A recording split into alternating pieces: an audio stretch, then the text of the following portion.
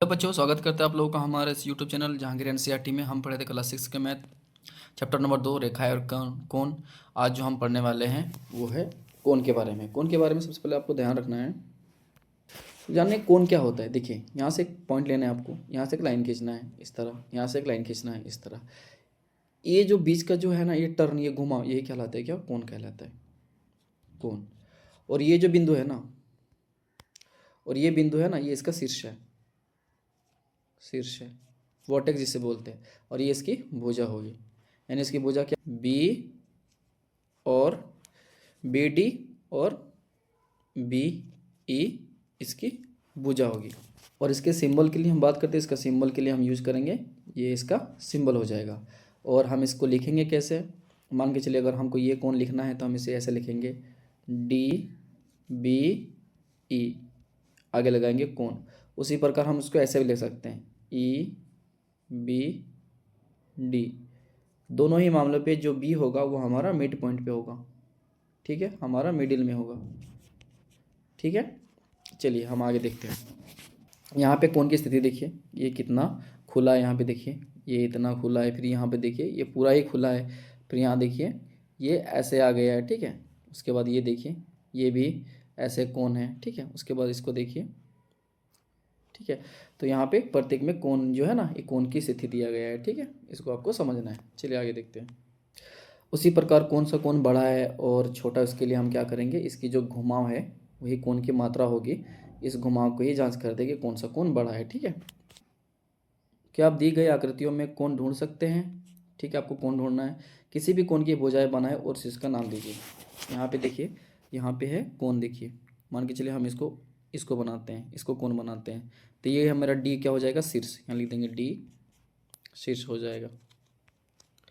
उसी प्रकार जो होगा डी ए, डी ए और D B, D A D B, D B इसकी भुजा हो जाएगी। उसी प्रकार इसमें देखिए, ये भी क्या है? एक कोण है। इसका हम नाम रख सकते हैं ए बी सी। तो यहाँ पे बी क्या हो जाएगा? शीर्ष हो जाएगा, शीर्ष। और B A B C, B C भुजा हो जाएगा। इसमें देखिए, ये मान के चलिए ये कोण है, ये कोण है, इसका नाम हम रख सकते हैं, मान के चलिए जे के एल। तो के हो जाएगा शीर्ष, और के जे और के एल भुजा हो जाएगा। क्वेश्चन नंबर 2 देखिए, भुजा एस टी और एस आर को छेद करते हुए कोण बनाए, ठीक है। एस टी एस आर यानी एस मिड पॉइंट पे होगा, तो हमें एक पॉइंट लेना है, इसका नाम रखना है एस। यहाँ से एक रे निकालना है इस तरह, यहाँ से और एक रे निकालना है इस तरह, ठीक है। और इसका नाम रख देना है आर। तो उसी प्रकार सी शीर्ष, एस शीर्ष हो जाएगा, और एस टी और एस आर इसकी भुजा हो जाएगी। सवाल नंबर 3 है, व्याख्या कीजिए कि कोण एपीसी यानी कोण एपीसी कोण पी क्यों लिखा जा सकता है। हमको सवाल में थोड़ा सा कुछ दिक्कत लग रहा है, क्योंकि यहाँ हो सकता है क्यों नहीं लिखा जा सकता है, ठीक है। अगर नहीं होता है तो इसका आंसर क्या होगा? देखिए, यहाँ पे है 3 कोण। पहला कोण देखिए, कोण ए पी बी। दूसरा कोण देखिए, कोण बी पी सी। और तीसरा कोण देखिए, कोण ए पी सी।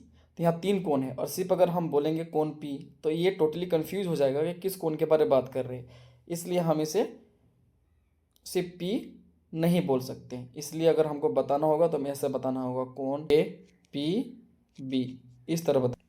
तो सवाल नंबर 4 है, नीचे दी गई आकृति में अंकित कोणों के नाम लिखिए। आप कोणों के नाम लिखिए। जो सबसे पहले लिखते हैं इस कोण के बारे में, कोण क्यू टी आर, कोण क्यू टी आर।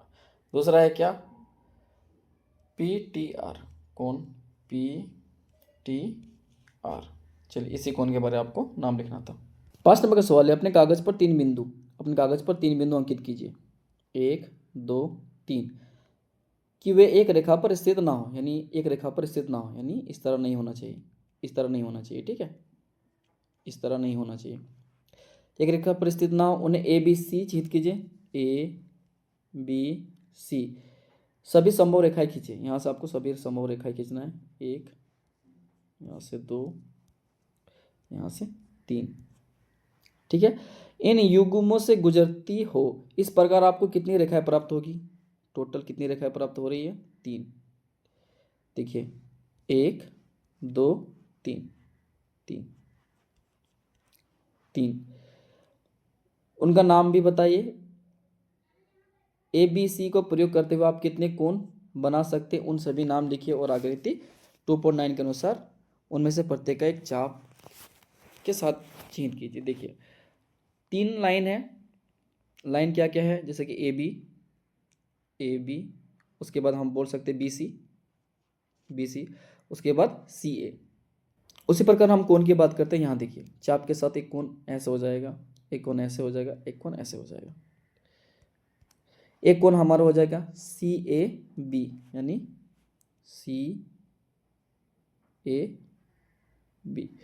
दूसरा कोण हो जाएगा, ये कोण की बात करें तो ये हो जाएगा ABC। तो हम बता सकते हैं कोण ABC। हम यहाँ से लेंगे BCA, तो हमारा कोण हो जाएगा BCA। तो 3 रेखा का नाम, ठीक है, 3 कोण का नाम, ये आपको बताना था। 6 नंबर का सवाल है, अपने कागज पर 4 बिंदु इस प्रकार अंकित कीजिए कि उनमें से कोई भी बिंदु एक रेखा पर ना हो। 4 बिंदुओं पर अंकित करना है। 1 2 3 4, 4 बिंदु अंकित करना है। उनका नाम रखना है ABCD। सभी संभव रेखाएं खींचिए, आपको सभी लाइन खींचना है। 1 2 3 4। उसके बाद इधर से भी एक लाइन खींचा जा सकता है,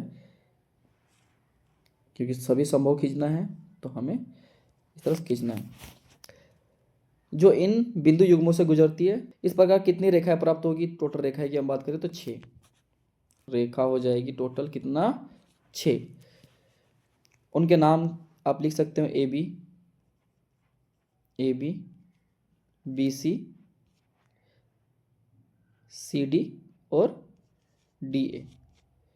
उसके बाद एक हो जाएगा AC और दूसरा हो जाएगा BD, यानी ये AC और BD। तो टोटल कितना हो जाएगा? 6 रेखाएं। अगर हम कोण की बात करें तो कोण देखिए, एक कोण यहाँ हो जाएगा, एक कोण यहाँ हो जाएगा और एक पूरा हो जाएगा। यानी एक कोण यहाँ पे 3 कोण, एक में 3। टोटल कितना है? 1 2 3 4।